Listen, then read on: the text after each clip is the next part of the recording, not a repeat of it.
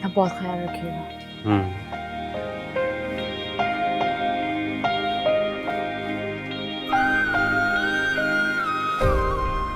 तुम भी अपना ख्याल रखना।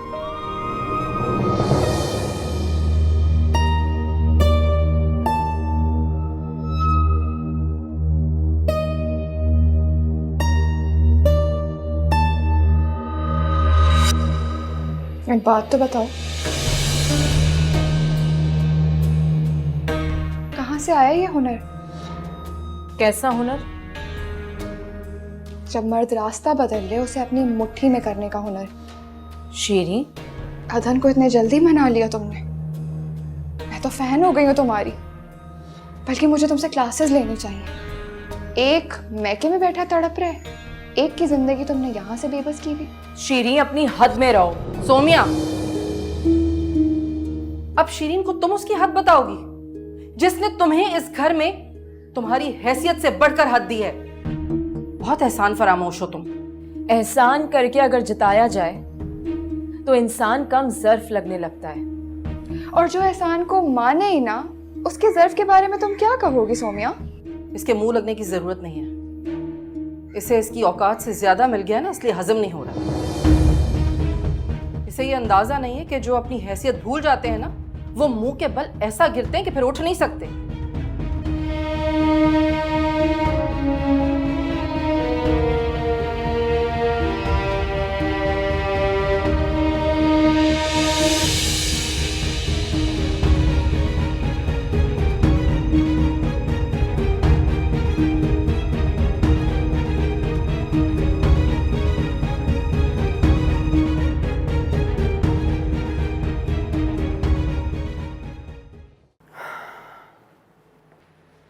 ये लो, नंबर मिल गया?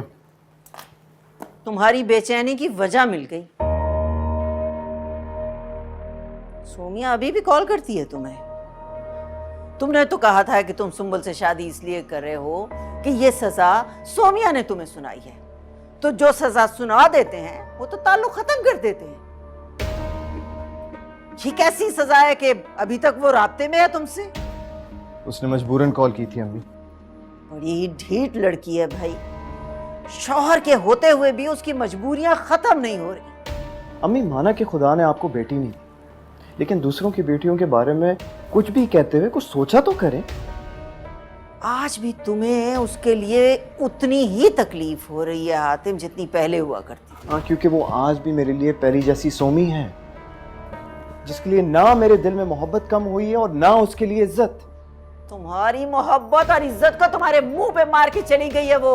अब तो उसके गुन गाना बंद कर दो। अम्मी, वो मुझसे ज्यादा कड़ी सजा काट रही है। एतबार तोड़ा है मैंने उसका, और जब आप एक इंसान का एतबार तोड़ते हैं ना, तो वो खुद भी टूट जाता है। वो जब जब मुझे याद करती होगी, हर बार वो बार बार टूटती होगी। मेरी बेवफाई के हर शिकवे को आंसुओं से बहा देती होगी, लेकिन जुबान बंद रखती होगी। अम्मी, मुझे तो तुम्हारी बातों से खौफ आता है हातिम। तुम लोग शायद भूल गए हो कि तुम दोनों अब अलग अलग लोगों से वाबस्ता हो। अब तुम्हें सुंबुल के बारे में और सोमिया को अदन के बारे में सोचना चाहिए।